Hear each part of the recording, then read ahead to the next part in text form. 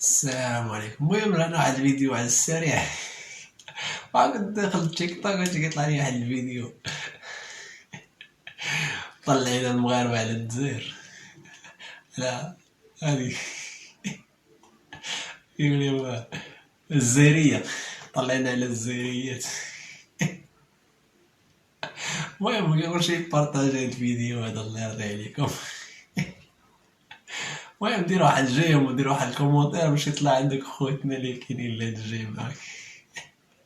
المهم نسمعوا الفيديو بعدا ويحل الله الباقي. والله زوين، فيديو ناضي وطلعنا عليهم من المزيان. تحية الناس المغاربة.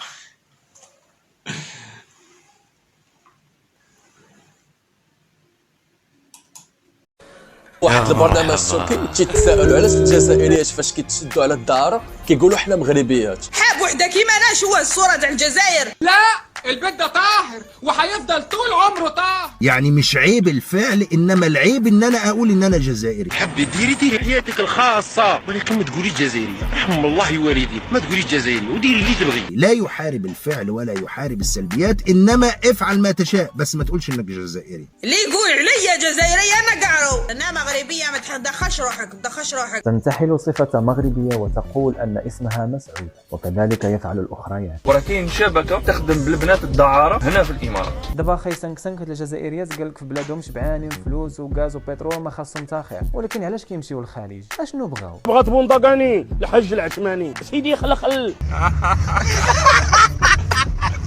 الجزائر تحت المركز الثاني عالميا في اوكار الدعاره والعائلات. Number 2 is Algeria. تحيا الجزائر. ثم قال ماذا؟ قال احنا ما عندناش سياحه جنسيه. هادوها ما عندهمش السياحه وسادين عليهم وداو البطوله، فما بالك نحلوا لهم البلاد يدو كوب دي موند وكوب دافريك والشامبيونز ليغ. اما كاس العرب راه عندهم ديجا.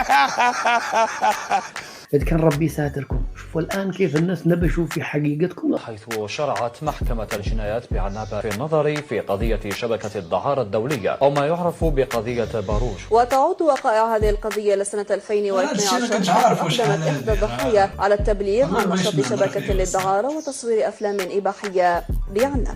الان 8000 بيت دعاره في العاصمه فقط، واستمعوني واش راني نقول لكم. سناو بناو لكم اكبر مسجد في افريقيا وخلاو لكم الدريكه من وراهم. بكري كنا نصيبوا اطفال في المزابل يشبهونا احنا الجزائريين، الان راني نصيب اطفال في المزابل عينوا هكذاك عيون تاع الصينيين واجناس اخرى. وباش تكمل الحكايه كامله شكون اللي راح يزيد يشبع بين الليبيين؟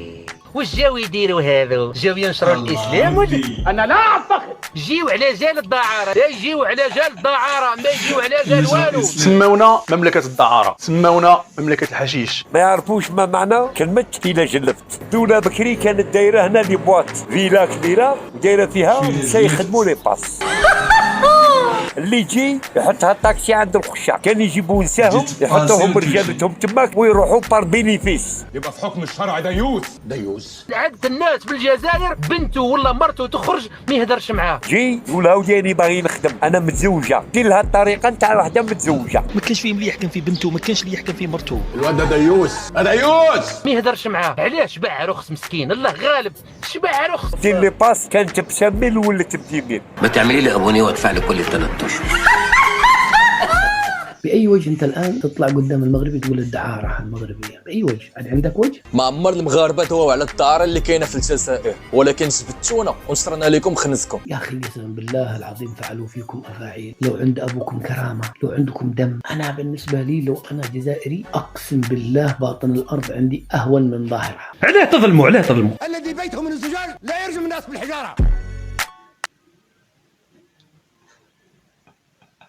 المهم اللي هذه الفيديو.